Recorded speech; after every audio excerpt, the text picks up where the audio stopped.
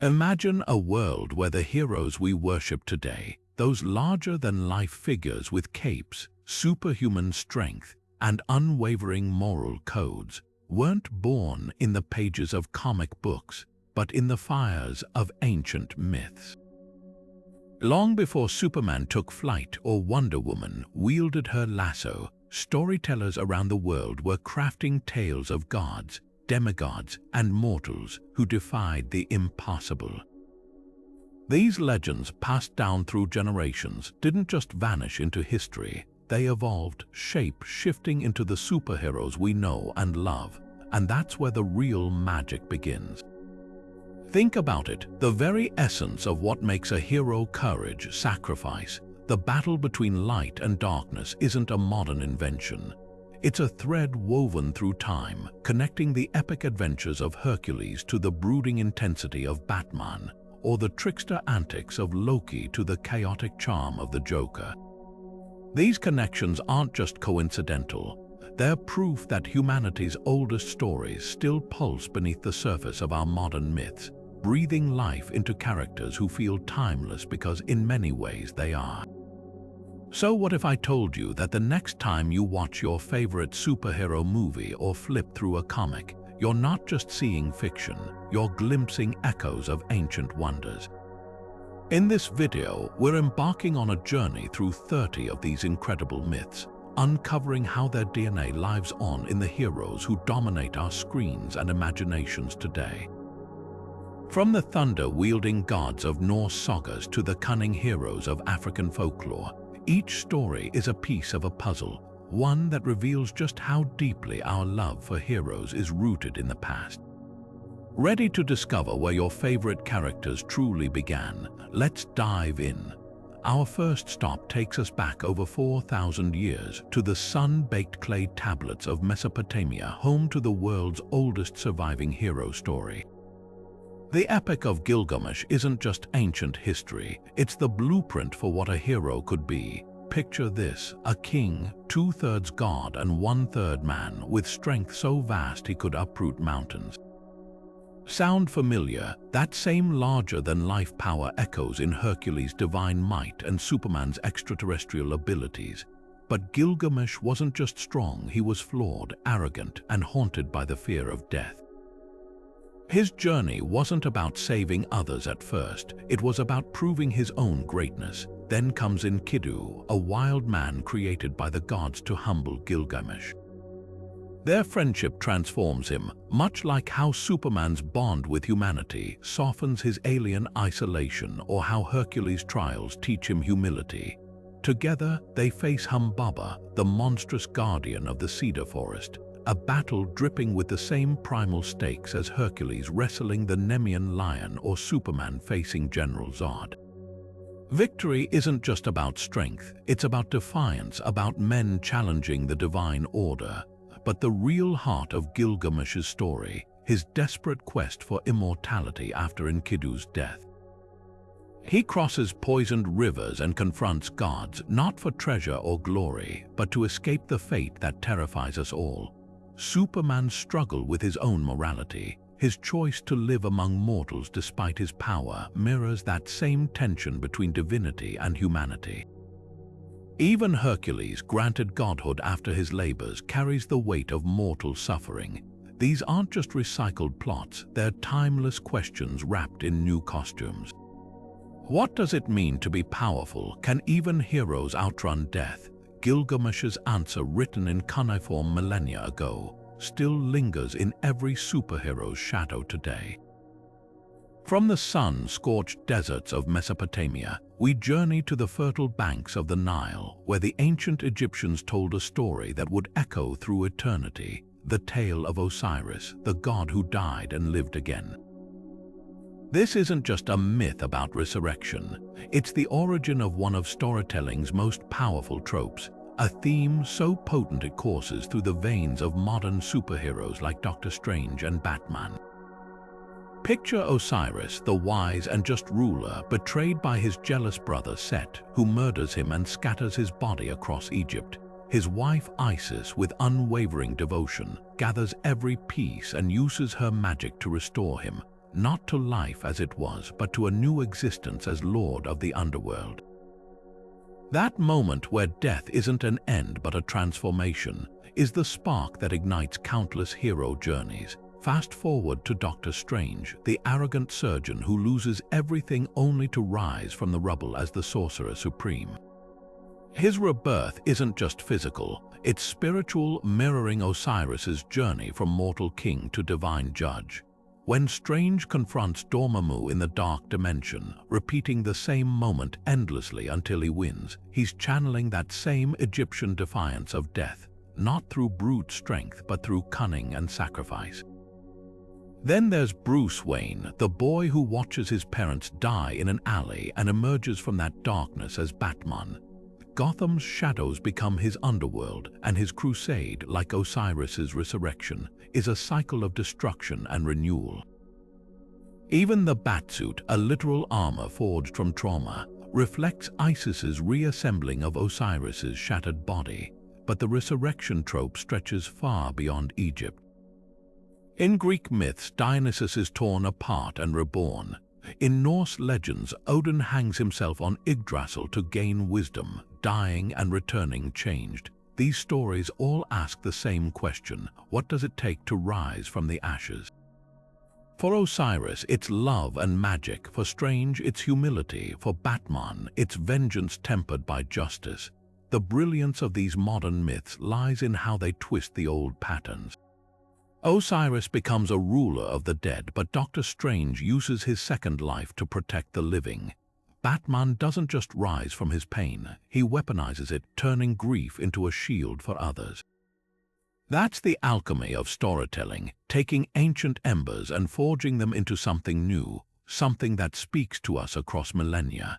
So the next time you see a hero claw their way back from oblivion, whether it's a sorcerer bargaining with time or a billionaire in a cowl, remember Osiris, the god who proved that even death can't stop a great story. Because in the end, resurrection isn't just about coming back, it's about coming back different. Now let's travel to the frozen realms of Norse mythology, where thunder shakes the heavens and a god with a hammer becomes the blueprint for one of Marvel's most beloved heroes. The original Thor wasn't just a superhero, he was a force of nature, as wild and untamed as the storms he commanded. Unlike his polished Marvel counterpart, the Norse Thor was a hot-tempered, red-bearded brawler who drank entire oceans of mead and wielded Mjolnir not just as a weapon, but as a sacred object imbued with cosmic power. Mjolnir wasn't merely a hammer, it was a symbol of creation and destruction. Forged by dwarven smiths in the heart of a dying star, a detail Marvel brilliantly preserved, it could level mountains, summon lightning, and even revive the dead. But here's the twist. In Norse myths, Mjolnir was so short-handled because the trickster Loki, in the form of a fly, distracted the dwarves during its creation. That imperfection made it uniquely Thor's, flawed, potent, and unpredictable, much like the god himself. Thor's battles weren't just against frost giants, they were apocalyptic. His fishing trip with Jörmungandr, the world serpent, is one of mythology's most chilling tales. Imagine Thor baiting his hook with the head of an ox, hauling the serpent from the ocean depths until they lock eyes, poised for the battle that will end the world at Ragnarok. Marvel's Thor initially lacked this doom-laden weight, but over time, his stories embraced that mythic scale, especially when he faces his own apocalyptic prophecies, like the fall of Asgard or the arrival of Thanos. Marvel softened Thor's edges, turning his arrogance into charm and his brutishness into nobility, but the core remained, a warrior torn between his divine legacy and his love for humanity. When Odin strips him of his powers in the comics, or when the MCU's Thor loses Mjolnir, those moments echo Norse myths where Thor's worthiness is constantly tested. Even his conflicts with Loki, though sanitized for modern audiences, mirror the Norse tales of betrayal and uneasy alliances. The brilliance of Marvel's adaptation lies in what it kept: the hammer, the storms, the larger-than-life foes, and what it reinvented. Norse Thor didn't need to prove he was worthy, he was thunder incarnate. Marvel's Thor, though, must earn his power again and again, making him more relatable but no less mythic. So when you see Thor charge into battle, lightning crackling around him, remember, you're witnessing a 1,000-year-old legend, reshaped but still roaring like a Nordic storm. Loki, the god of mischief, was never just a villain, he was chaos incarnate, a shape-shifting trickster who blurred the lines between ally and enemy in Norse mythology. While Marvel's Loki charms audiences with his silver tongue and tragic backstory, the original figure from the sagas was far darker, a force of disruption who set the stage for the end of the world itself. His most infamous act, the murder of Baldur, the beloved god of light. In the myths, Baldur's death isn't just a tragedy, it's the first domino to fall in Ragnarok, the apocalyptic battle that consumes the gods. Loki doesn't stab Baldur himself. He orchestrates the killing by tricking the blind god Hertha into striking the fatal blow with mistletoe, the one substance Baldur wasn't protected against. This wasn't mischief, it was calculated cruelty, a move so devastating it echoes in Marvel's Loki whenever he betrays Thor or manipulates events toward catastrophe. Yet Norse Loki's chaos wasn't purely destructive. He was a complex figure, sometimes aiding the gods with clever solutions, like when he helps Thor retrieve Mjolnir by disguising him as a bride, only to sabotage them later. This duality lives on in Marvel's version, where Loki shifts between antagonist and anti-hero, his motives as fluid as his illusions, but where the myths show Loki's children as literal monsters, Jormungandr the world serpent, Fenrir the apocalyptic wolf, and Hel the ruler of the dead, Marvel's Loki is stripped of this terrifying legacy. Instead, his children are metaphorical, schemes, lies, and the chaos he unleashes in the Avengers world. The biggest departure, Norse Loki isn't redeemed. At Ragnarok, he leads an army of the dead against the gods, fighting on the side of destruction until the bitter end. Marvel's Loki, though, gets second chances, sometimes even third or fourth, his villainy tempered with pathos, his cruelty undercut by moments of vulnerability. That's the genius of adaptation, taking a mythic figure who was doom personified and reshaping him into someone who can carry his own story, who makes us question whether chaos is always evil or just inevitable. So when you watch Loki outwit the TVA or trade barbs with Thor, remember, you're seeing a 1,000-year-old archetype, reshaped but still crackling with the same unpredictable energy. The Norse knew chaos couldn't be tamed, only endured. Marvel, in giving Loki a smirk and a chance at growth, suggests maybe, just maybe, even the gods can change. Before superheroes could fly or lift mountains with their bare hands, there was a monkey who defied the heavens themselves. Sun Wukong, the legendary monkey king from China's 16th century epic journey to the West, wasn't just a character. He was a cultural thunderbolt, a rebellious spirit whose influence stretches straight into modern anime and comics. Picture a creature born from stone, gifted with supernatural agility, wielding a staff that could stretch from the earth to the stars, and possessing 72 transformations that let him become anything from a towering giant to a barely visible insect. Sound familiar? That's because Sun Wukong's DNA is woven into Dragon Ball's Goku and DC's Monkey Prince, proving that some legends refuse to fade. The magic of Sun Wukong lies in his defiance. He wasn't born a hero, he stole his power, mastering immortality, outwitting gods, and even scribbling his name in the heavens as the great sage equal to heaven, a title so audacious it sparked a war with the Jade Emperor. His weapon, the Rui Jingubang, was no ordinary staff. Originally a pillar holding up the ocean, it obeyed only him, shrinking to the size of a needle or expanding to strike down armies. Goku's power pole and extending Niue bow staff in Dragon Ball are direct descendants of this mythic weapon, just as his relentless hunger to grow stronger mirrors Sun Wukong's refusal to bow to anyone. But the Monkey King's trickster edge sets him apart. Those 72 transformations weren't just for combat, they were tools of mischief, letting him infiltrate palaces as a fly or crush enemies as a titan. Modern iterations keep this playful cunning. Goku's mischievous grin and love of a good fight, pure Sun Wukong. The Monkey Prince's recent DC Comics debut, where he battles demons with a mix of humor and fury. That's the spirit of the original trickster, updated for a new era. Yet beneath the chaos there's growth. Sun Wukong's arc, from arrogant troublemaker to enlightened guardian, parallels Goku's journey from naive fighter to Earth's protector. Even the Monkey Prince's struggle to balance his celestial heritage with his human roots echoes Sun Wukong's penance. 5 centuries trapped under a mountain before being redeemed. These stories remind us that power isn't just about strength, it's about learning when to wield it. So the next time you watch Goku go Super Saiyan or see Monkey Prince flip through Gotham, remember, their roots stretch back to a monkey who dared to challenge the gods. Because true rebellion never goes out of style, it just gets new costumes. Long before Wonder Woman stepped onto the battlefield with her golden lasso and unshakable ideals, there was another hero facing a monster whose very gaze could turn men to stone.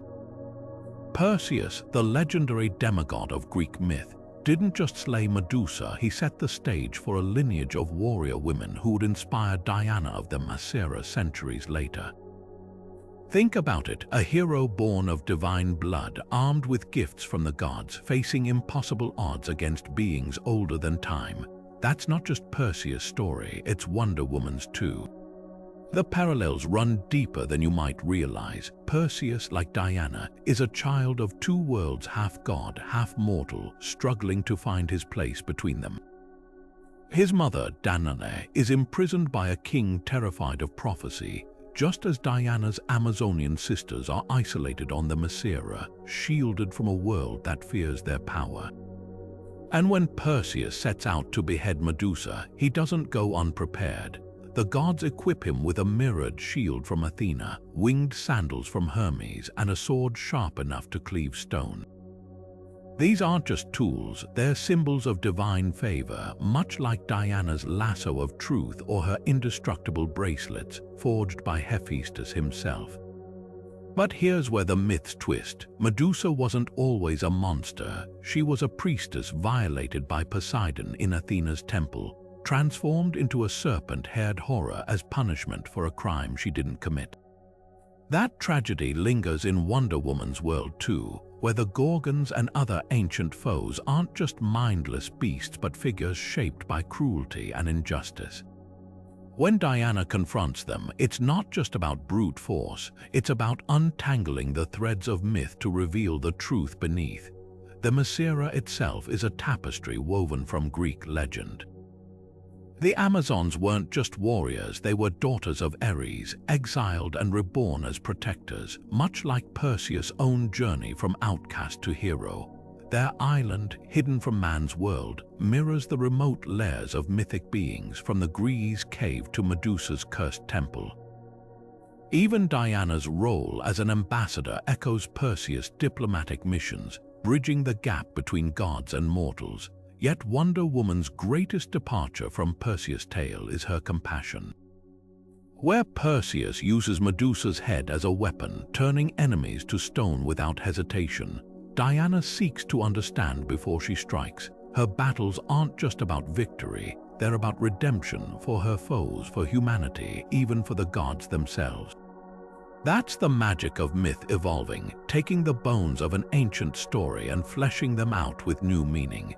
So when you see Wonder Woman standing tall against the forces of myth, remember, she's not just fighting monsters. She's rewriting their stories. Fire has always been more than just destruction, it's transformation, purification, the spark that burns away the old to make way for the new. Few creatures embody this duality better than the phoenix, the mythical bird that rises from its own ashes. Ancient Egyptians called it the Bennu, a heron-like being linked to the sun god Ra, whose cyclical death and rebirth mirrored the sun's daily journey across the sky. The Greeks later wove their own version, a radiant bird that lived for centuries before igniting in a blaze of glory, only to emerge anew, This wasn't just a pretty metaphor, it was a cosmic truth about endings and beginnings, one that would eventually fuel one of comics' most explosive sagas, Jean Grey's transformation into the Dark Phoenix. Jean Grey's arc in X-Men isn't just inspired by the Phoenix myth, it's a direct continuation of its oldest themes. Like the Bennu, Jean starts as a force of light, her psychic abilities a gift meant to protect and guide. But when she first takes on the Phoenix Force during the Dark Phoenix saga, that light curdles into something uncontrollable. The cosmic energy doesn't just empower her, it consumes her, warping her into a being of terrifying power who destroys entire worlds. Here's where the myth twists. The Phoenix's fire was never meant to be gentle. In Egyptian lore, the Bennu's cry marked the moment of creation and destruction, just as Jean's Phoenix Force reshapes reality itself, sometimes with catastrophic consequences. The parallels deepen when you examine the symbolism of fire. In myths, flames purify. The Greek phoenix's pyre isn't just an end, it's a crucible burning away weakness so the bird can return stronger. Jean's journey mirrors this exactly. Her death after the Dark Phoenix saga isn't permanent. She's reborn, her spirit reforged through trauma. Even her eventual return as the White Phoenix, a being of balance, echoes the Bennu's role as a mediator between life and death. But comics add a modern layer. The Phoenix Force isn't just a cycle, it's addictive. Jean struggles not just with power, but with the temptation to wield it absolutely, a struggle the ancient myths never had to confront. What makes the Dark Phoenix saga so enduring isn't just the spectacle of a god-level mutant unleashing cosmic rage, it's the way it interrogates the very idea of rebirth. The Phoenix myth promised renewal as inevitable, even beautiful. Jean's story asks, what if the price of that renewal is too high? What if the fire doesn't just cleanse but corrupts? That question, buried in the heart of every retelling of her saga, is why the Phoenix still captivates us, because some fires don't just burn, they leave scars. And sometimes rising from the ashes isn't about becoming new. It's about learning to carry what's left.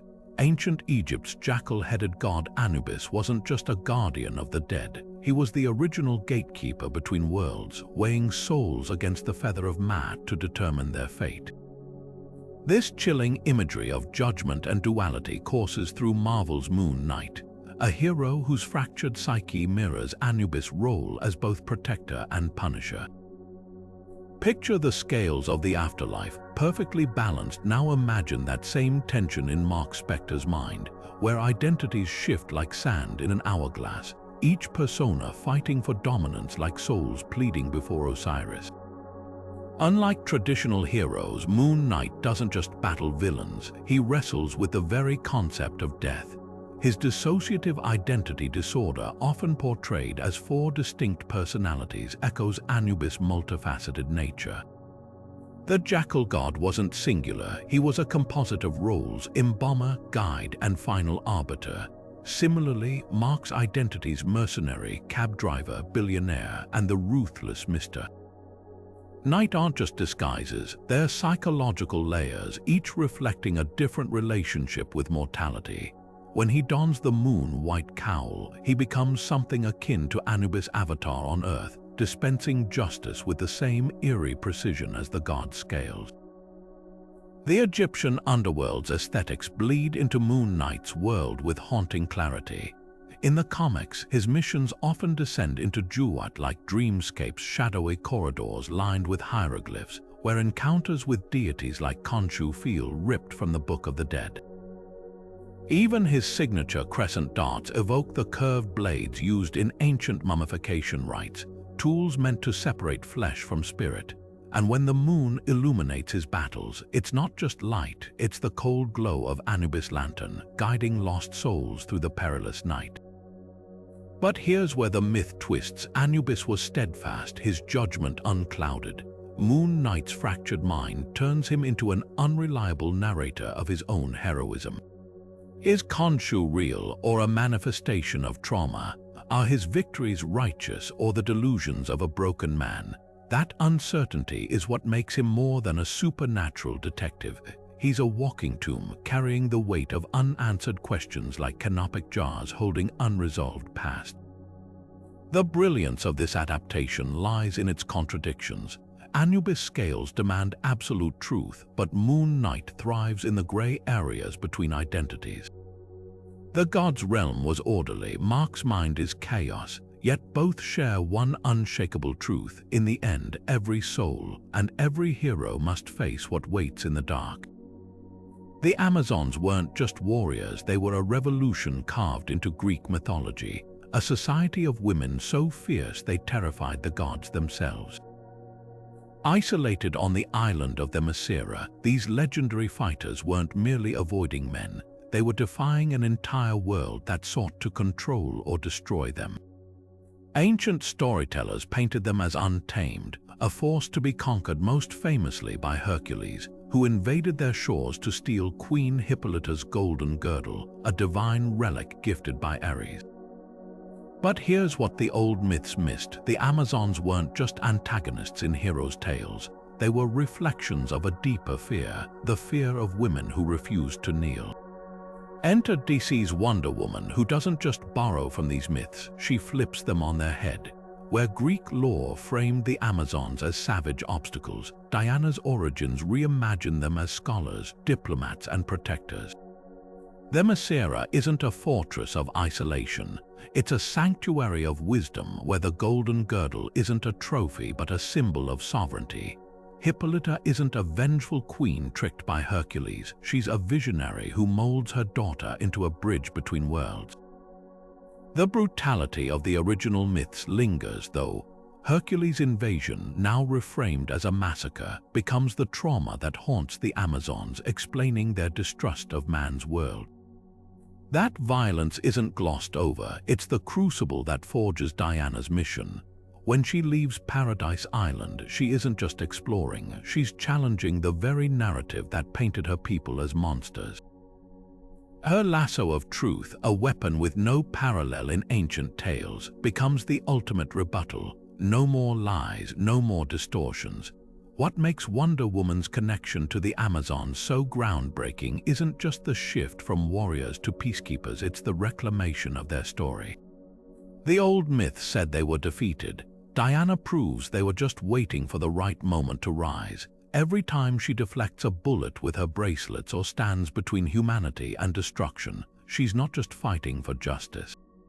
She's rewriting history, one where the Amazons aren't footnotes in Hercules' legend, but authors of their own destiny.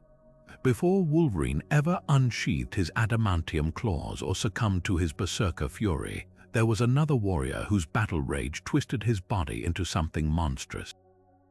Cuchulainn, the legendary Irish hero of the Ulster cycle, didn't just fight, he transformed. His warp spasm, as the ancient texts call it, was a physical and psychological metamorphosis so extreme it turned him into an unrecognizable force of nature. One eye bulged from his skull, the other sucked deep into his head.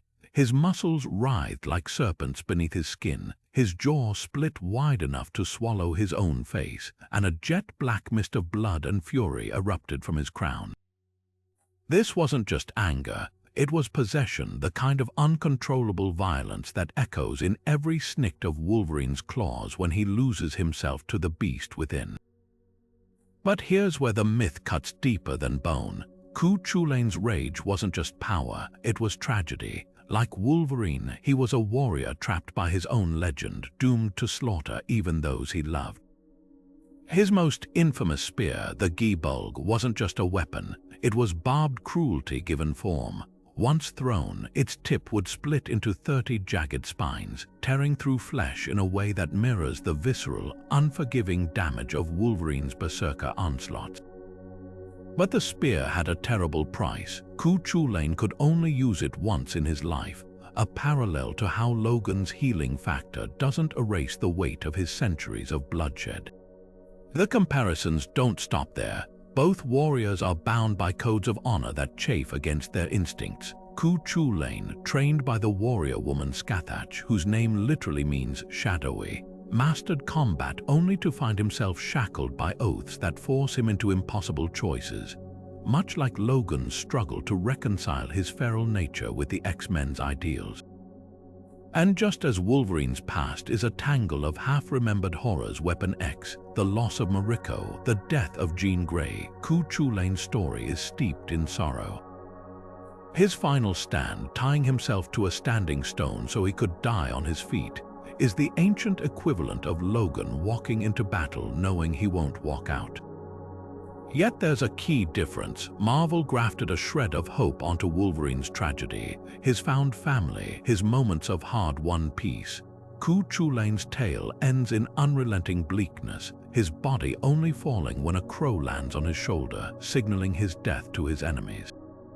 That contrast is what makes both characters timeless. One shows us the cost of rage, the other the possibility of redemption.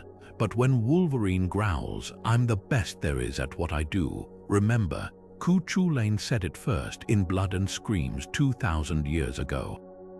The story of Icarus isn't just a cautionary tale about flying too close to the sun. It's a blueprint for the kind of fatal flaw that makes heroes human.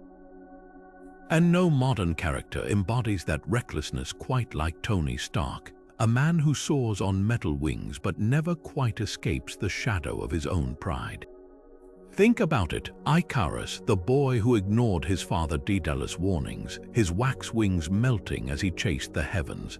Now picture Tony in his earliest Iron Man armor, the clunky Mark I, its circuits overheating in the desert just like those fragile feathers crumbling under the sun's glare. Both thought they'd mastered the sky. Both learned too late that no invention can outrun gravity or consequences. The parallels cut deeper than the fall itself. Daedalus, the genius craftsman who built the labyrinth and then couldn't escape it, mirrors Tony's own relationship with creation. His suits are his labyrinth, each one more advanced, more suffocating. Even Jarvis, the AI designed to keep him safe, becomes a digital Daedalus, voice cool and measured as he warns, "Sir, the suit isn't rated for these conditions." But Tony, like Icarus, is too drunk on possibility to listen. When he pushes the limits of the arc reactor or stitches nanotechnology into his bones, he's not just innovating, he's daring the universe to prove him wrong. Then there's the hubris. Icarus didn't just fly, he exulted, turning the careful science of flight into a spectacle. Tony's press conferences, his swaggering mid-air stunts. They're the same fatal showmanship dialed up with repulsor beams and champagne. And when it all backfires, when the palladium core poisons his blood or the extremis virus nearly burns him alive, it's not just failure. It's mythology repeating. The sun always wins, but here's where Stark's story diverges. Icarus plunged into the sea, a lesson sealed in salt water. Tony. He claws his way back every time, reinventing himself in the wreckage. The demon in a bottle arc isn't just about alcoholism. It's his wax melting mid-flight, the moment he realizes no armor can shield him from himself. And that's the modern twist, where the myth ends in tragedy. Comics let Tony wrestle with his fall, not to undo it, but to forge something new from the scars. The sun still burns, but sometimes so do the lessons. The Morrigan doesn't walk onto the battlefield, she descends, a storm of feathers and fury, her voice the whisper of blades before they strike. In Celtic myth, she wasn't just a goddess of war. She was war itself, a shape-shifting omen who could appear as a crow screeching over armies or a washerwoman scrubbing blood from the clothes of the doomed. Fast forward to DC's Raven, the half-demon empath of the Teen Titans, and you'll see the same eerie duality, a being torn between light and shadow, her powers dripping with the same prophetic weight that made warriors shudder at the Morrigan's name.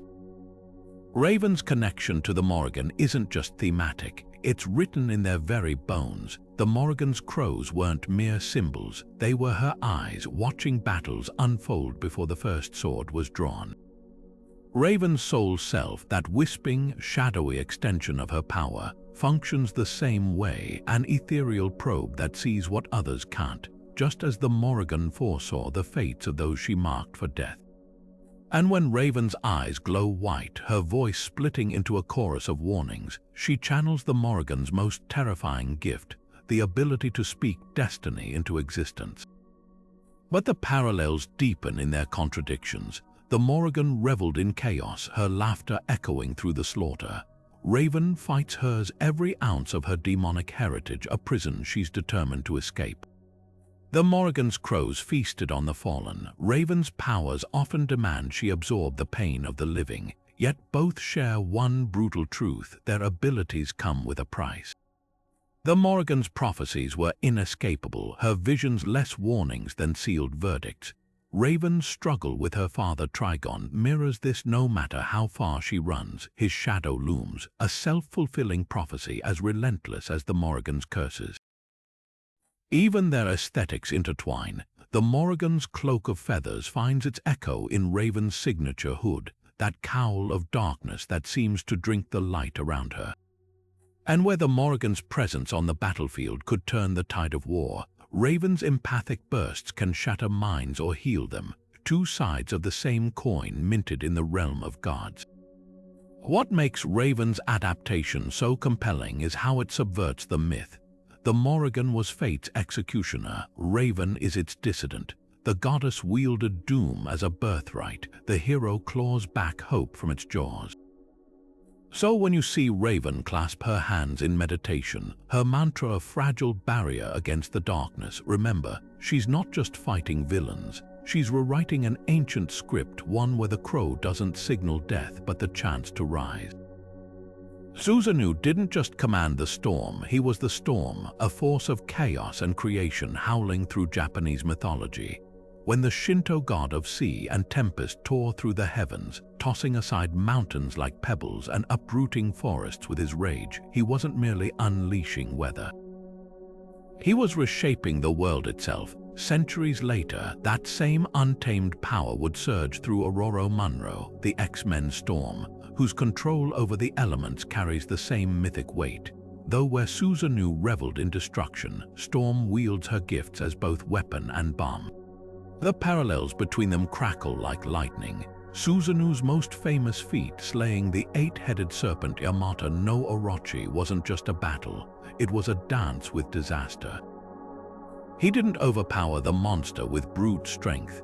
He outsmarted it, luring it with sake and striking when it was vulnerable, a tactic that mirrors Storm's strategic brilliance in combat. When she floods a battlefield or summons a hurricane, it's never reckless. Like Susanoo, she understands that nature's fury must be guided. But there's a crucial difference. Susanoo's victory birthed the sacred sword Kusanagi, a symbol of imperial power. Storm's battles, meanwhile, are fought to dismantle oppression, not enshrine it. Their ties to nature run deeper than mere control. In Shinto belief, Susanoo wasn't just a god. He was an embodiment of the natural world's duality, capable of nurturing crops with rain or flattening villages with typhoons. Storm's mutation reflects that same paradox. Her powers are rooted in African spiritual traditions, where weather deities are revered as life-givers and feared as destroyers. When she kneels to coax a single seedling from barren soil or darkens the sky to shield her allies, she's channeling the same sacred balance Susanoo once represented. Yet Storm's story twists the myth in vital ways. Susanoo was exiled from the heavens for his recklessness, his temper too volatile for the divine order. Aurora, by contrast, is exiled for her compassion, first as a thief in Cairo's alleys, later as a mutant straddling two worlds. Her struggle isn't against gods but against humanity's fear. Her storm's a language of both warning and protection. Where Susanoo's rage often left scars, Storm's power is tempered by mercy. Even her iconic lightning strikes, so reminiscent of Susanoo's wrath, are measured, enough to stun, not slaughter. The genius of this modern myth lies in its evolution. Susanoo's legacy was written in blood and sake, a god who carved his name into the land with violence. Storm's legacy is written in choices, every gust of wind a reminder that power, no matter how ancient its roots, can be reforged. So when you see her eyes turn white, the air bending to her will, remember, you're witnessing not just a superhero, but a 1,000-year-old dialogue between humanity and the heavens, finally answered by someone wise enough to listen. Atalanta wasn't just the fastest mortal in Greek mythology. She was a paradox, a woman who refused to be owned by anyone, yet whose story became a cautionary tale about love's fickle grip. Abandoned as a baby and raised by bears before Artemis herself took her under her wing, Atalanta's origin reads like something ripped straight from a spy's dossier. Survival against impossible odds, mastery of weapons, and a loyalty only to her own code. Sound familiar? That same feral resilience courses through Natasha Romanoff, Marvel's Black Widow, whose childhood as a Red Room operative mirrors Atalanta's harsh upbringing, both molded into weapons by forces beyond their control. Speed defined them. Atalanta could outrun any man, her feet barely touching the earth, a blur of motion that left suitors choking on her dust. Black Widow's agility is no less superhuman, her combat style a ballet of precision strikes and acrobatic evasion, each movement honed to lethal perfection. But here's where the myth twists. Atalanta's famous foot race, where she vows only to marry the man who can outrun her, isn't just about physical prowess. It's a game of deception. When Hippomenes cheats by dropping golden apples to distract her, it's the ancient equivalent of Natasha being outmaneuvered by her own emotions. For all her skill, Atalanta stumbles because of a moment's hesitation. Black Widow's greatest betrayals, they rarely come from enemies. They come from trusting the wrong person. Hawkeye's defection, Bucky's programming, even Tony's secrets cracking the Avengers apart. Love for both women is a double-edged sword. Atalanta's romance with Hippomenes ends in tragedy when their passion offends the gods, transforming them into lions. Natasha's bond with Hawkeye is just as doomed, not by divine wrath, but by the brutal calculus of spycraft. Their partnership thrives in shadows, but every flicker of something deeper is a liability. The golden apples of Atalanta's race become the red in Natasha's ledger, glittering distractions that lead to ruin, yet neither is reducible to their tragedies. What makes these stories endure isn't the heartbreak, it's the defiance. Atalanta joins the Argonauts, the only woman among warriors, proving her worth isn't tied to marriage. Natasha, stripped of family, forges her own with the Avengers, her loyalty earned, not owed. The myths painted Atalanta as a lesson, a woman punished for desire. Black Widow reclaims that narrative, turning vulnerability into strength. So when you watch Natasha flip through a hail of bullets or outwit a room full of assassins, remember, she's not just a spy. She's the latest incarnation of a huntress who refused to be caught. Maui didn't just pull islands from the sea, he wove the very fabric of the Pacific with a fishhook forged by the gods. This Polynesian demigod, a figure of both mischief and might, straddles the line between hero and troublemaker in ways that resonate through modern stories, from Disney's Mona to DC's shadowy Teth Adam. His legend is a tapestry of contradictions, a trickster who steals fire for humanity, a shapeshifter who battles monsters, and a cultural icon whose exploits explain everything from the length of days to the contours of coastlines. But what makes Maui's myth so enduring isn't just his strength, it's how his flaws humanize him, a theme that echoes in every incarnation of his character, ancient or modern. Take his most famous tool, the fishhook Manaiakalani, crafted from the jawbone of his ancestors and strung with the hair of the goddess Hina. It wasn't just a weapon, it was a conduit of divine power, capable of hauling entire landmasses from the ocean depths. In Mona, this hook becomes a visual and narrative anchor, its loss symbolizing Maui's fractured identity. Without it, he's not just powerless, he's untethered, a demigod adrift in his own legend. DC's Teth Adam, though far darker, mirrors this dependency. His lightning-streaked abilities, granted by the wizard Shazam, function like a metaphysical fishhook, raw power borrowed from gods with strings attached. Both characters grapple with the weight of their gifts. their stories interrogating what happens when power defines you, then deserts you. Yet Maui's shape-shifting reveals even deeper layers. In one tale, he transforms into a hawk to slow the sun's passage, lengthening the day for his people. In another, he becomes a worm to infiltrate the underworld, stealing the secret of fire. This fluidity between forms, between roles, finds its way into Mona's portrayal of Maui as a charismatic showman masking insecurity, and into Teth Adam's oscillation between anti-hero and outright villain.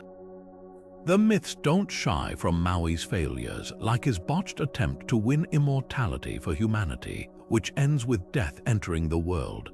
Modern adaptations embrace this complexity too. Mona's Maui brags about his deeds but flinches at being called a hero, while Teth Adam's tragic backstory reframes his tyranny as grief turned to rage. The debate over Maui's duality, trickster or champion, isn't new. Polynesian oral traditions often paint him as both, a benefactor with a penchant for chaos whose exploits uplift and unravel in equal measure. That tension pulses through his contemporary counterparts. Mona softens his edges with humor, but the undercurrent remains. Even the mightiest can be fragile. Teth Adam, stripped of Disney's gloss, embodies the darker extreme, a Maui who never learned restraint, his hook not lifting islands but crushing them. Both versions ask the same question buried in the myths: can power ever be wielded without collateral damage? Maui's legacy thrives because he's never just one thing. He's the wind that fills sails and the storm that wrecks them, a reminder that the line between hero and havoc is as shifting as the tides. So when you watch Mona's Maui trade barbs with the ocean or see Teth Adam's lightning scar the sky, remember, you're witnessing a 1,000-year-old dance between divinity and defiance, still playing out in new myths today. The Fates weren't just goddesses, they were the unbreakable law of the universe itself. In Greek mythology, the Moirai, three sisters cloaked in inevitability, spun, measured, and cut the threads of every mortal's life with chilling precision. Clotho spun the thread at birth, Lachesis measured its length, and Atropos snipped it with her shears at death. No prayer, no bargain, no hero's strength could unravel their work. Fast forward to deceased Dr. Fate, his golden helmet gleaming with the same inexorable power, and you'll find destiny rewritten but never escaped. Nabu, the ancient spirit bound to the helmet of fate, doesn't just see the future, he tugs at it, weaving time like the Moirai once wove threads. When Dr. Fate dons that helmet, he becomes more than a sorcerer, he's a living loom, his magic stitching together possibilities while the weight of prophecy presses down on his shoulders. The parallels are visceral. The Moirai's threads were unchangeable, but Fate's power lies in his ability to reweave, to pluck at the tapestry of reality like a harpist tuning chaos into order. Yet even he can't break the fundamental rule the Fates embodied. Every thread must eventually run out. The helmet itself is a modern twist on the Moirai's tools. Where Atropos' shears were cold and final, Nabu's artifact hums with malleable might, its eye slits glowing like the gleam of scissors poised to cut. Kent Nelson's struggle with the helmet mirrors the mortal dread of the Fates' decree, to where it is to surrender autonomy, to become a vessel for forces older than gods. Just as ancient Greeks feared the moment Atropos would choose their thread, Dr. Fate's hosts grapple with the knowledge that the helmet could consume them, their identities fraying under the weight of destiny. But here's where the myth fractures into something new. The Moirai were impartial, their shears snipping peasant and king alike without remorse. Dr. Fate, though, fights for humanity, even as he wrestles with Nabu's ruthless calculus. His battles aren't just against villains, they're against the very idea that fate is fixed. When he reshapes timelines or bends probability, he's not defying the Fates' legacy, he's reimagining it. The threads still exist, but now they're in the hands of someone willing to mend as much as sever. The brilliance of this adaptation lies in its tension. The Moirai represented acceptance, mortals bowing to the inevitable. Dr. Fate embodies rebellion, his golden gauntlets gripping the loom of destiny, not to surrender but to steer. So when you see that helmet gleam, remember, you're not just looking at magic, you're witnessing a 3,000-year-old debate about who really holds the scissors.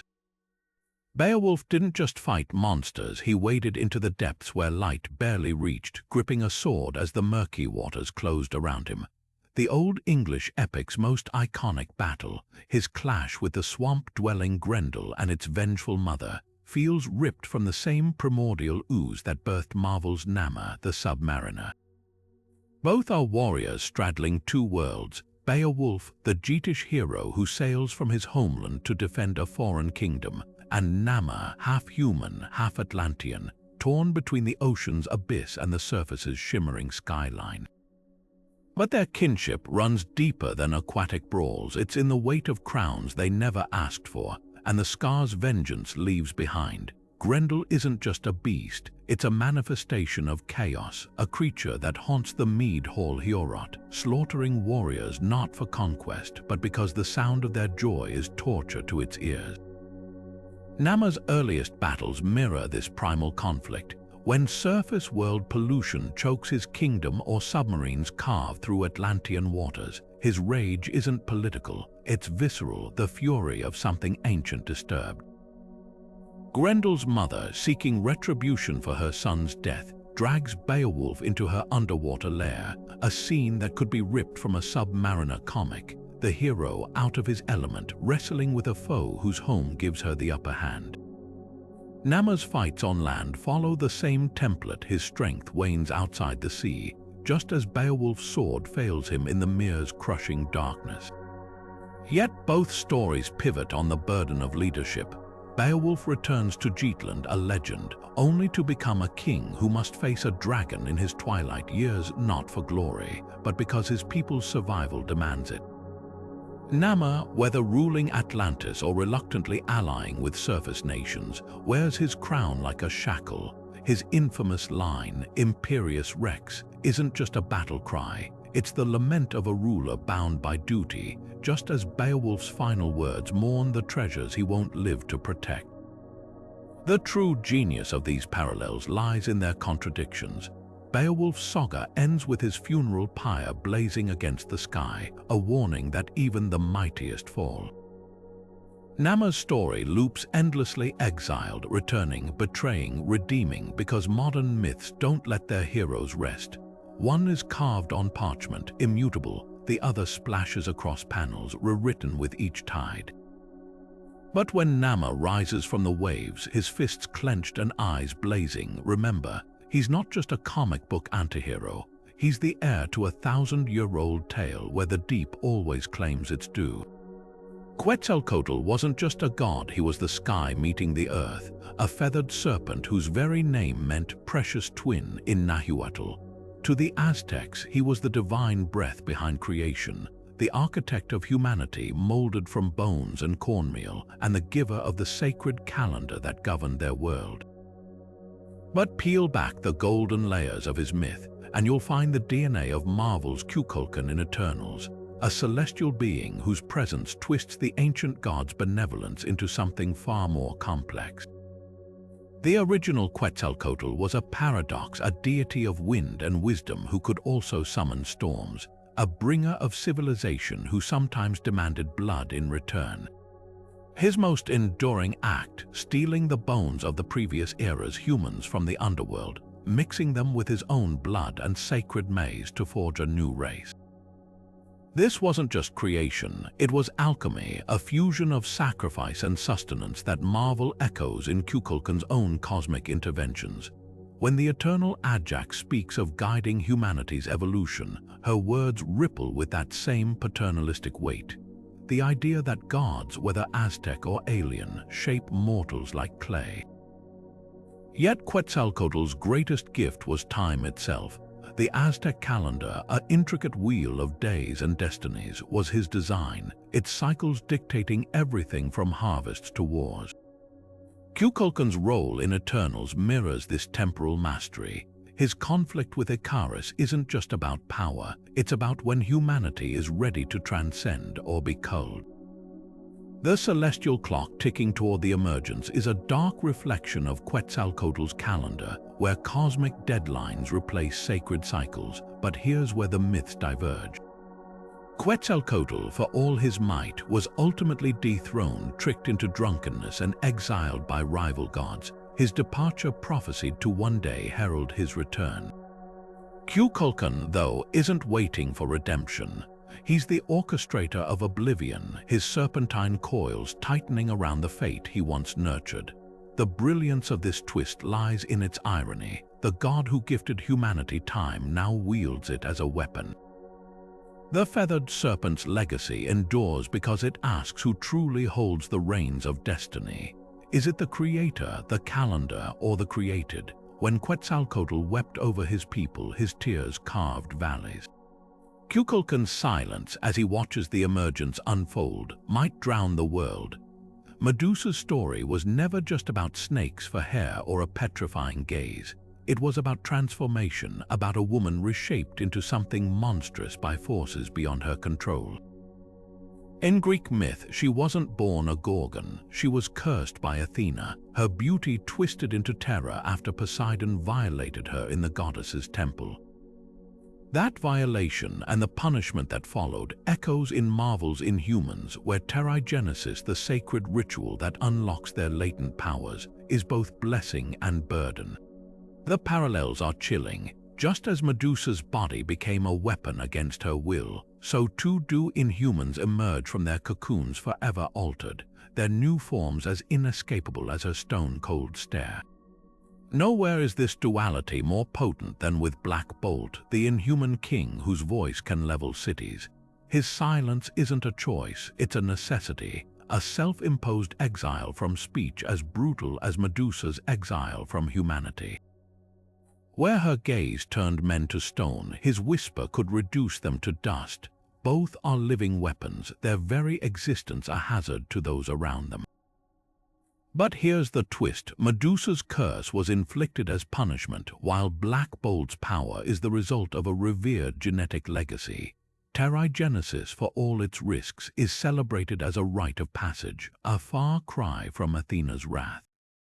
Yet the outcome is eerily similar. Bodies remade, lives irrevocably changed. The Gorgon's myth forces us to confront the cost of power. Medusa's transformation didn't just grant her deadly abilities, it isolated her, turning her into a monster to be slain by Perseus. The Inhumans, though revered, face their own isolation sealed away in Attilan, their very DNA a source of fear for the outside world. Even Medusa's hair, slithering with life of its own, finds its mirror in the Inhuman queen of the same name, whose crimson locks are prehensile whips. But where the Gorgon snakes were symbols of her curse, Queen Medusa's hair is a badge of honor, a testament to her mastery over the change. The genius of this adaptation lies in its inversion. Greek myth framed Medusa as a tragedy, her power a cruel joke by the gods. The Inhumans reframed Terrigenesis as destiny voluntary, even glorious. Yet both stories circle the same question. What happens when transformation isn't a gift but a sentence? Whether it's a god's vengeance or a genetic lottery, the result is the same. You emerge on the other side, and the world will never see you the same way again. So when Black Bolt stands silent, his unspoken words a storm waiting to break, remember Medusa, not as a monster but as a warning. Power doesn't just elevate. It isolates, and sometimes the most terrifying ability is the one you can never turn off. Orpheus didn't just descend into the underworld, he played his way through it, his lyre softening the hearts of gods and ghosts alike. His myth is one of relentless love and devastating loss, a story where music becomes both weapon and wound. Now picture Matt Murdock, blindfolded not by darkness but by choice, his senses sharpened to a knife's edge, navigating hell's kitchen like Orpheus, threading the path between worlds. Both men walk through shadows most would fear to touch, their greatest strength lying not in sight, but in how they perceive the world differently.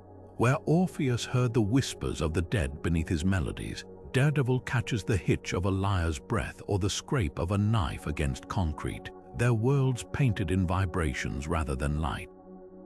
The parallels between Orpheus and Daredevil cut deeper than their heightened senses. Orpheus' journey to retrieve Eurydice from Hades is the ultimate test of faith. Don't look back, don't doubt, or lose her forever. Matt's relationship with Electra mirrors this tragic dance. Like Eurydice, Electra is a ghost in his life, slipping through his fingers no matter how tightly he holds on. Every reunion feels like a reprieve, every separation a second death. And just as Orpheus' momentary hesitation doomed Eurydice, Matt's inability to fully pull Electra from the darkness of her own nature seals their fate again and again. The myth doesn't just foreshadow their romance, it underscores the brutal truth both heroes face. Some loves are meant to be mourned, not saved. But the brilliance of this modern adaptation lies in how it twists the ancient stakes. Orpheus' failure was a single glance, a lapse in trust. Daredevil's is a constant reckoning. His world isn't black and white, it's a swirl of moral grays where Electra thrives. The underworld she drags him into isn't a mythical realm, it's the underbelly of New York, where every ally could be a foe and every choice has collateral damage. Where Orpheus lost Eurydice to a single mistake, Matt loses Electra piece by piece, each battle leaving her further out of reach, yet both stories hinge on resilience. Orpheus' music didn't just charm Cerberus, it defied the natural order, proving even death had cracks. Daredevil's refusal to surrender, whether to Kingpin's corruption or Electra's chaos, echoes that same defiance. His blindness isn't a weakness, it's his lyre. He turns the absence of light into a weapon, just as Orpheus turned grief into art. And when the world tries to silence them, one with death and the other with brutality, they answer the same way, by playing louder, fighting harder, refusing to let the darkness have the last word. So when you see Daredevil perched on a rooftop, his head tilted to catch the heartbeat of the city below, remember Orpheus. Both men walked into hell with nothing but their senses and their scars. And both learned the same hard lesson. Sometimes the most haunting melodies aren't the ones you play, they're the ones you can't forget. Achilles wasn't just a warrior, he was the original super soldier, a demigod whose name became synonymous with unmatched prowess and fatal vulnerability. Born to the sea nymph Thetis, who dipped him in the river Styx to make him invincible, his legend hinges on that single, small weakness, the heel she held him by, left untouched by the sacred waters. Fast forward to World War II, and Steve Rogers emerges from a laboratory not with divine blood, but with a serum that transforms him into Captain America.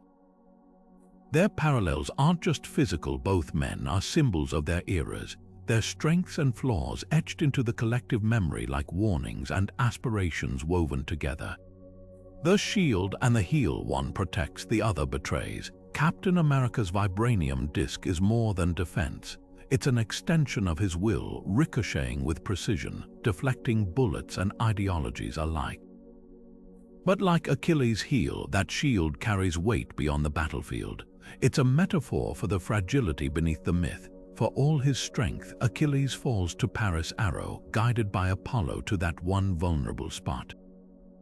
Cap's shield, though unbreakable, can't shield him from the erosion of time, from the realization that the world he fought for has moved on without him.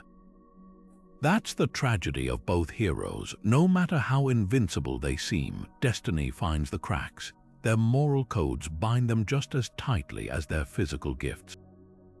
Achilles' rage after Patroclus' death drives him to mutilate Hector, a moment of brutality that stains his legend.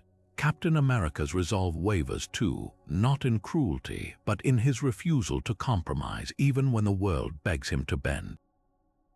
His confrontation with Iron Man in Civil War mirrors Achilles' withdrawal from battle. Both choices stem from principle, but at a cost that fractures alliances. The difference, where Achilles' anger is personal, Cap's defiance is ideological. One fights for vengeance, the other for a vision of justice that outlasts friendships. Yet it's their endings that cement their mythic stature. Achilles knows his fate, to die young and glorious, yet charges into war anyway. Steve Rogers, in the first Avenger, crashes the Valkyrie into the ice with the same certainty, trading his future for millions of lives. Both are remembered not just for how they lived, but for how they chose to face the inevitable. The twist: Cap gets a second act, a dance with Peggy Carter in another timeline, while Achilles' story ends with his ashes mingled with Patroclus. Modern myths allow for happy endings, but the shadow of sacrifice lingers. The brilliance of these parallels lies in what they reveal about heroism. Invincibility is never absolute. A heel, a shield, a serum, they're just props in a deeper drama about how ideals outlast the flesh. So when you see Cap stand alone against Thanos' army, or Achilles drag Hector's body around Troy, remember, true legends aren't measured by their strength, but by what they make us confront about our own fragility. Horus soared over ancient Egypt not as a mere god, but as the living sky itself. His falcon wings stretched from dawn to dusk, his eyes the sun and moon in endless rotation. This divine raptor wasn't just a symbol of kingship, he was the original cosmic avenger, battling his uncle set to avenge his father Osiris and reclaim the throne. Cut to DC's Hawkman, whose golden wings and mace might seem modern, but whose soul carries the weight of centuries, echoing Horus' cycle of death and rebirth across time. The connection isn't just aesthetic, it's woven into the very fabric of both characters' mythologies. Horus' most iconic symbol, the Eye of Horus, wasn't just a protective emblem. It represented sacrifice, healing, and the unbreakable cycle of renewal. Torn out by Set in their battles, then magically restored, the eye became a metaphor for resilience. Now look at Hawkman's Thanagarian crest, a stylized hawk's eye, mirroring the same themes of vengeance and restoration. For Thanagarians, it's a badge of honor. For Horus, it was a divine covenant. Both symbols pulse with the same promise: no matter how many times you fall, you will rise again. But the parallels truly take flight in their reincarnation cycles. Horus didn't just defeat Set, he transcended their conflict, his spirit reborn in every pharaoh who ruled Egypt. Hawkman's curse or gift is even more literal. Whether as the Egyptian Prince Khufu, a medieval crusader, or a spacefaring policeman, his lives are threads in the same unending tapestry. Each incarnation sharpens his skills, deepens his losses, and reinforces his bond with Hawkgirl, just as Horus' bond with Isis anchored him through cosmic wars. Yet where Horus' story culminates in triumph, Hawkman's is messier, tangled in DC's multiverse. The gods' rebirths were orderly, each iteration strengthening his divine mandate. Carter Hall's are chaotic, his memories a puzzle he must solve anew each life. That dissonance is where modern storytelling twists the myth. Destiny isn't a straight line, it's a spiral, looping through pain and glory without guarantees. The genius of this adaptation lies in its contradictions. Horus wielded the scepter, a symbol of dominion. Hawkman swings his mace, a weapon that's as much a burden as a tool. Both are warriors, yes, but one fights for cosmic balance, the other for redemption. So when you see those wings spread against the sky, remember, you're not just watching a hero. You're witnessing an ancient dialogue between mortality and eternity, still unfolding one life at a time. Pandora didn't just open a box, she cracked the universe's ribs and let its darkest whispers pour into the world. The ancient Greeks painted her as the first woman, crafted by the gods as both gift and punishment, her curiosity unleashing plagues, sorrow, and despair from that infamous vessel. But what most retellings gloss over is the ending. After chaos spills forth, one thing remains inside: hope. Fast forward to Wanda Maximoff, Marvel's Scarlet Witch, and you'll find that same devastating duality. A woman whose grief cracks reality open, unleashing chaos, yet whose story always circles back to that fragile, flickering thing Pandora left in the box. Wanda's powers are Pandora's myth distilled into energy. The hex she creates in WandaVision isn't just magic, it's a living, breathing box of unchecked desire, warping the world to fit her grief. Just as Pandora's actions were fueled by divine manipulation, Zeus orchestrating her creation as revenge, Wanda's breakdown is orchestrated by forces beyond her. Hydra's experiments, the Mind Stone's corruption, even Agatha Harkness's meddling. Both women are blamed for the chaos they unleash, yet neither truly acted alone. The gods set Pandora up to fail. The Marvel Universe does the same to Wanda. But here's where the myth twists. Pandora's box was a one-time event, its horrors unleashed and left to roam. Wanda's chaos is cyclical, her powers flaring with every fresh loss. When Vision dies, she rewrites reality. When her children vanish, she tears through dimensions in multiverse of madness. Each time, hope lingers, not as a passive remnant, but as a choice she must consciously embrace or reject. The Scarlet Witch's tragedy isn't that she opens the box, it's that she keeps reopening it, unable to resist the temptation to rewrite her pain. The debate over Hope's role defines both stories. In Hesiod's telling, Hope stays trapped in the box. An ambiguous footnote: was it spared as a mercy, or was it the cruelest curse of all, trapping humanity in endless optimism despite suffering? Wanda's arc wrestles with the same question. Is her love for Vision and her children a lifeline, or does it anchor her to destructive delusions? When she sacrifices the hex to free Westview, is that Hope's triumph or just another layer of loss? What makes these parallels so unsettling is their timelessness. Pandora's myth warned of the perils of curiosity and divine retribution. Wanda's story updates that warning for an age of trauma and self-determination. The box isn't just opened, it's wielded. Its chaos a mirror for the human heart's capacity to both destroy and endure. So when you see Wanda's crimson energy twisting neighborhoods into sitcom sets or warping the fabric of existence, remember, you're not just watching magic. You're witnessing Pandora's legacy, retold in hexes and sorrow, where every act of creation is shadowed by the cost of playing God. Theseus didn't just defeat the Minotaur, he outthought it, turning the labyrinth's suffocating darkness into a weapon against the beast itself. This ancient Greek hero, armed with nothing but wit and a sword, navigated a maze designed to be inescapable, confronting a monster that symbolized humanity's darkest impulses. Now picture Gotham's skyline, its streets twisting like a modern labyrinth, where Batman stalks shadows not with brute force, but with the same razor-sharp intellect that carried Theseus to victory. Both men aren't just warriors, they're tacticians, turning their enemies' domains against them, proving that the mind is mightier than any claw or fang. The Minotaur wasn't merely a physical threat, it was a psychological one, a half-bull, half-man atrocity born from shame and cruelty, lurking at the heart of King Minos' twisted palace. Batman's rogues gallery mirrors this grotesque symbolism, the Joker's chaotic grin reflecting society's fractured psyche, Two-Face's duality embodying justice corrupted, Bane's monstrous strength fueled by the same primal rage as the Minotaur's. Every time Batman descends into Arkham Asylum, it's Theseus stepping into the labyrinth anew, facing manifestations of the world's madness. But where Theseus had one monster to slay, Batman battles an entire pantheon of modern mythos, each villain a new thread in Gotham's never-ending maze. Ariadne's thread, the simple but ingenious lifeline that guided Theseus back to daylight, finds its echo in Batman's most vital asset, his allies. Robin, Batgirl, Alfred, they're not just sidekicks, they're his tether to humanity, keeping him from becoming as lost as the monsters he hunts.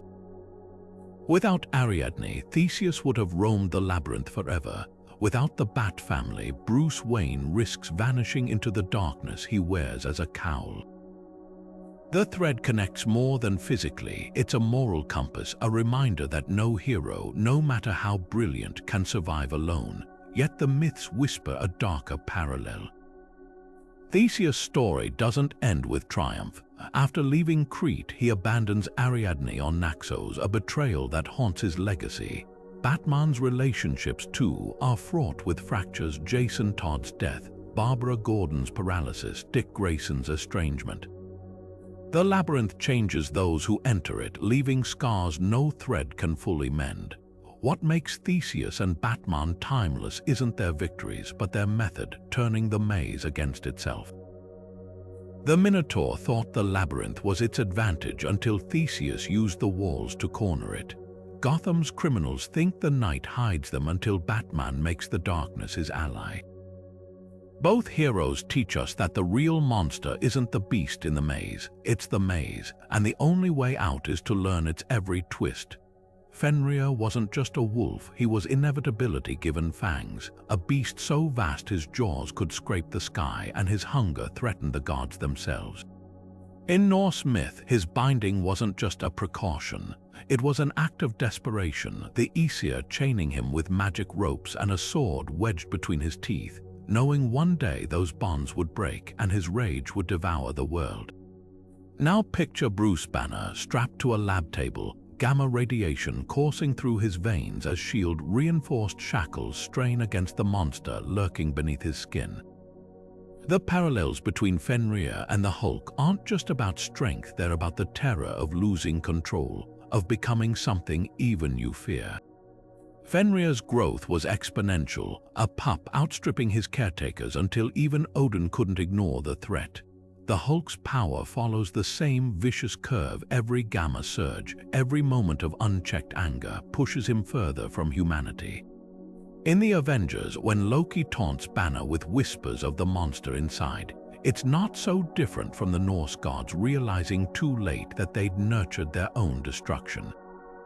Both creatures are products of their creator's hubris. The Aesir thought they could tame Fenrir with chains. S.H.I.E.L.D. thought they could weaponize the Hulk. Neither understood that some forces, once unleashed, refused to be caged, but the real mirror lies in their relationships with chaos.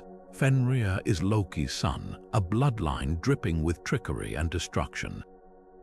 Banner's duality, the genius and the beast, echoes that same paternal legacy, though his father isn't a god but the cold machinery of military science. When Loki watches Fenrir's binding with grim resignation, it's a reflection of Banner's own horror as he wakes in cratered battlefields, unsure what the Hulk has done. Neither truly wants the carnage their alter egos bring, yet both are powerless to stop it. Yet where Fenrir's story ends in apocalyptic certainty, his jaws snapping shut on Odin during Ragnarok, the Hulk's arc is one of uneasy negotiation. Norse myth had no therapy, no quiet moments where the wolf and the gods might reconcile. Modern storytelling gives Banner something Fenrir never had, the chance to coexist with his monster.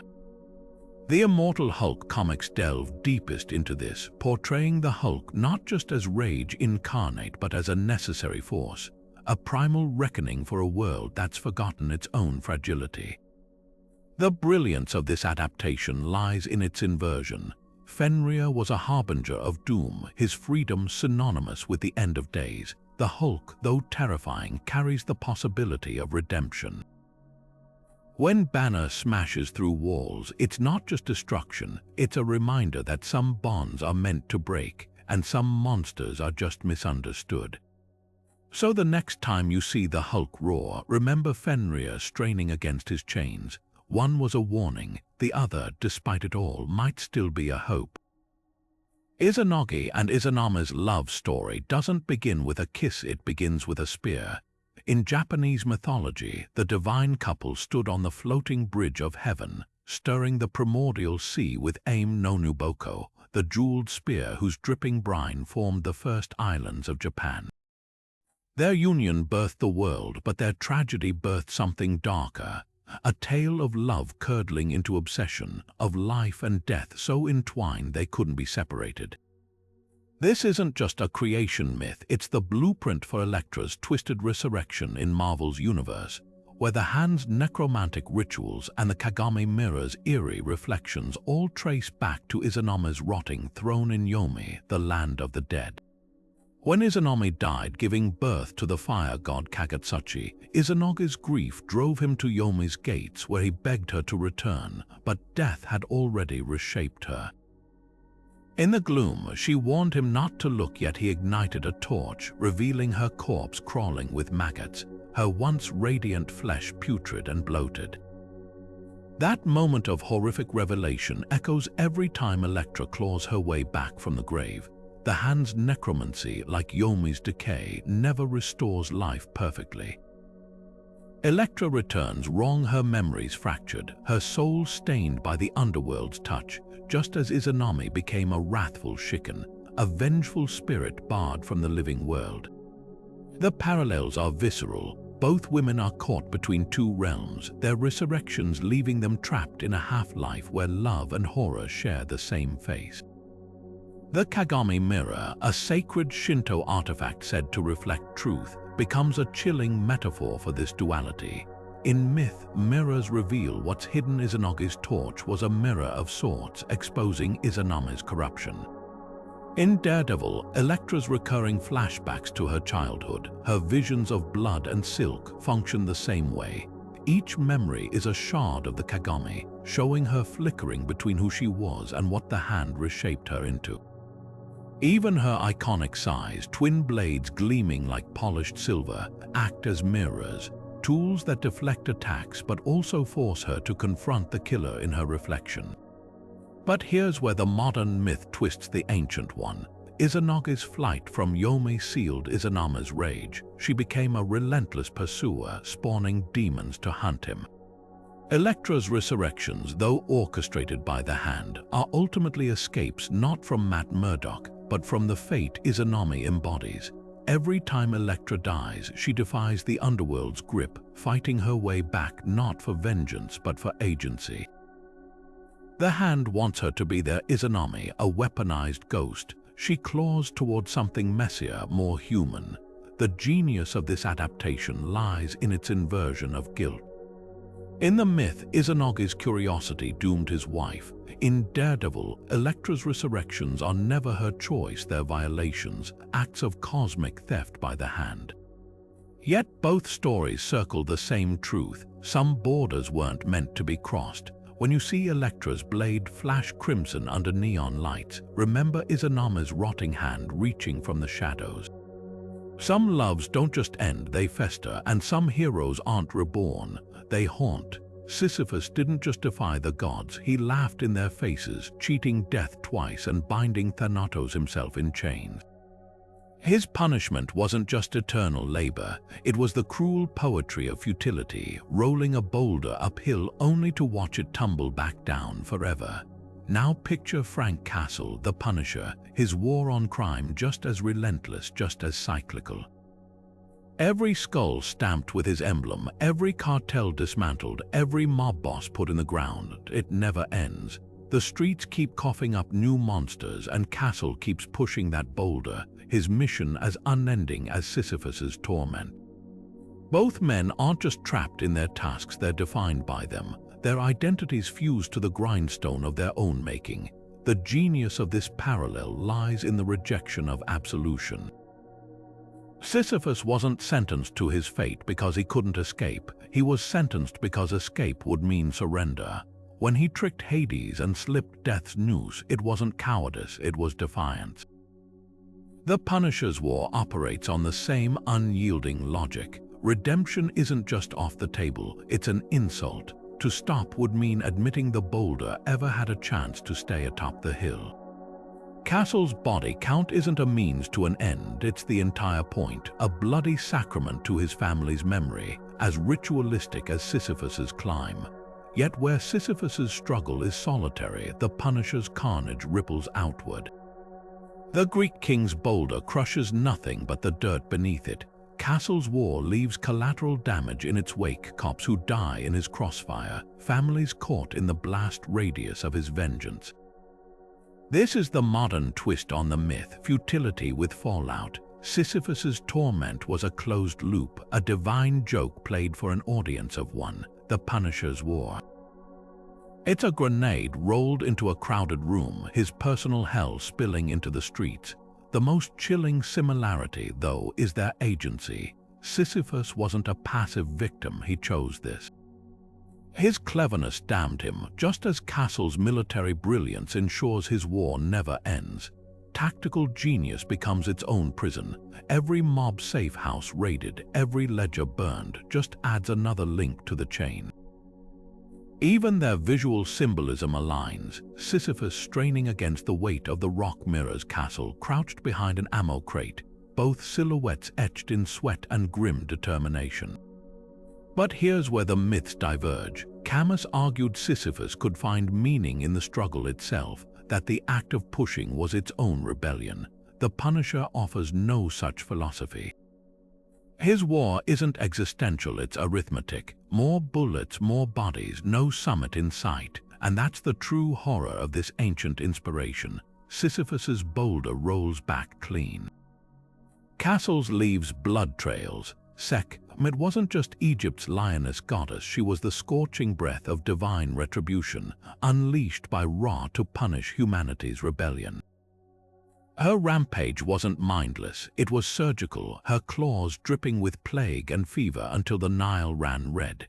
But here's the twist few remember. The same goddess who bathed in blood could also mend bones with a whisper. This duality, destroyer and healer, courses through Black Panther's fiercest foes, especially Killmonger, whose rage against Wakanda mirrors Sekhmet's wrath against an ungrateful world. Both are forces of purification through violence, their fury rooted in betrayal, their hands equally skilled at dealing death and demanding justice. Killmonger's origin echoes Sekhmet's mythos with chilling precision. The goddess was sent to cleanse Egypt, her rage so uncontrollable that Ra had to trick her into stopping by flooding her path with beer dyed red, a gruesome metaphor for satiation. Killmonger's thirst for vengeance follows the same arc. His pain at being abandoned by Wakanda festers until it eclipses his purpose, turning his righteous crusade into a wildfire that threatens to consume the very kingdom he sought to reclaim.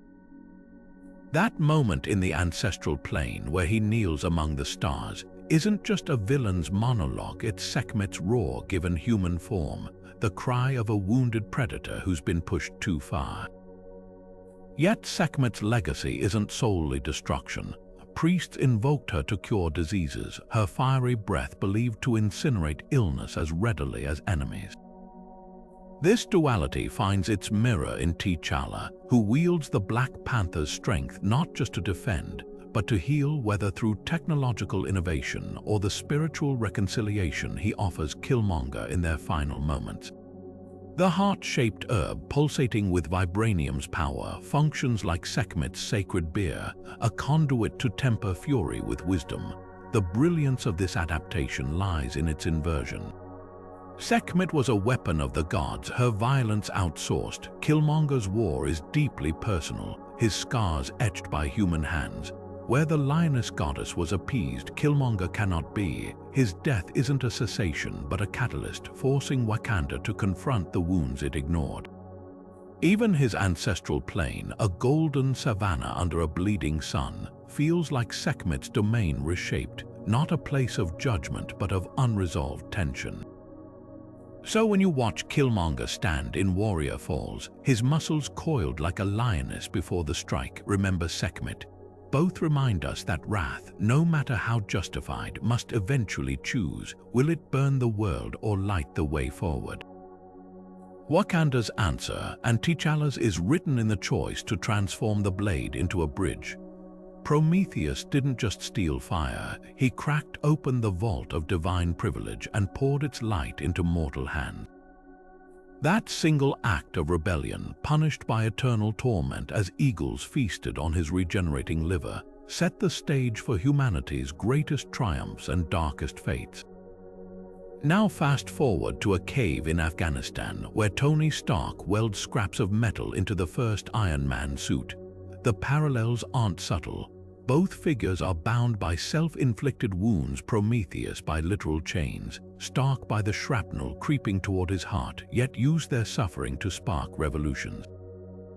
But where Prometheus gifted raw fire, Stark's genius distills it into arc reactors and AI, creating a new pantheon of synthetic deities that walk among us. Vision embodies the next evolution of this myth. Like the Titans, clay-formed humans brought to life by Athena's breath, Vision is vibranium and code animated by Thor's lightning and the Mind Stone's cosmic whisper. His very existence asks Prometheus' unspoken question: does giving humanity godlike tools elevate us or set the stage for our own undoing? Stark's tech boom mirrors the Pandora's box effect of Promethean fire, Ultron's genocidal ambitions, the Sokovia Accords' political fallout, even the Avengers fracturing, all stem from that first spark of innovation. The Titan's liver wasn't just devoured, it regenerated daily, a cycle reflecting Stark's endless cycle of creation and consequence. Every suit upgrade, every protocol meant to protect, carries the potential to become its own eagle. Yet there's a crucial divergence in their legacies. Prometheus acted alone, his defiance a solitary stand against Olympus' tyranny. Stark and Vision operate in the messy collective of human morality debates, Senate hearings, team betrayals, ethical lines drawn and redrawn. When Vision cautions Wanda about power's correlation with catastrophe in civil war, he channels Prometheus' hindsight through a synthetic lens. The fire wasn't the problem, our inability to handle its heat was. The tragedy and brilliance of these modern interpretations lies in their refusal to simplify the myth. Prometheus' gift was pure in its intent but devastating in its ripple effects. Stark's arc reactors and Vision's philosophical quandaries force us to confront the same uncomfortable truth. Progress doesn't come with a manual. Every repulsor beam and vibranium synapse carries the weight of that ancient theft, asking whether some knowledge does more harm than good. So when you watch Vision lift Mjolnir or Stark snap his fingers, remember Prometheus writhing on that cliffside. The chains may look different now, but the fire burns just as bright. From the thunderous halls of Asgard to the sun-baked temples of Egypt, these 30 myths prove one undeniable truth: heroes never die, they simply evolve. Gilgamesh's existential struggle lives on in Superman's unwavering hope. Osiris's resurrection echoes through Doctor Strange's bargains with death. The Morrigan's prophetic crows still whisper in Raven's shadowy soul, while Maui's mischievous defiance dances in the lightning of Shazam's champions. Every cape, every mask, every origin story is a thread woven from humanity's oldest tales, dyed in new colors but spun from the same timeless yarn. What makes these connections more than just clever Easter eggs? It's the way they reveal our deepest fears and highest aspirations. The Hulk's uncontrollable rage mirrors Fenrir's apocalyptic hunger because we've always wrestled with the monsters inside us. Wanda Maximoff's hexes crack reality just as Pandora's box unleashed chaos. Both remind us that power corrupts as often as it saves. Even the most futuristic heroes, like Iron Man with his arc reactors, are just Prometheus in polished armor, stealing fire and paying the price. But here's the secret lurking in these ancient modern hybrids. Myths aren't static, they're alive, shifting to reflect who we are. The Amazons of Greek lore were feared, Wonder Woman's sisters are leaders. Loki's Norse fate was sealed in chains, Marvel's trickster gets second chances. These aren't accidents, they're proof that storytelling is our way of wrestling with the past while reaching for something better. So the next time you watch your favorite hero leap into action, pause, look closer. That quip, probably Sun Wukong's mischief, that tragic backstory. Straight from Ku Chulain's playbook, mythology isn't just inspiration, it's the bedrock beneath every superpowered showdown, every moment of sacrifice. And the conversation isn't over. What connections will you spot next? Hit subscribe, because this rabbit hole goes deeper than Hades' underworld, and we're just getting started.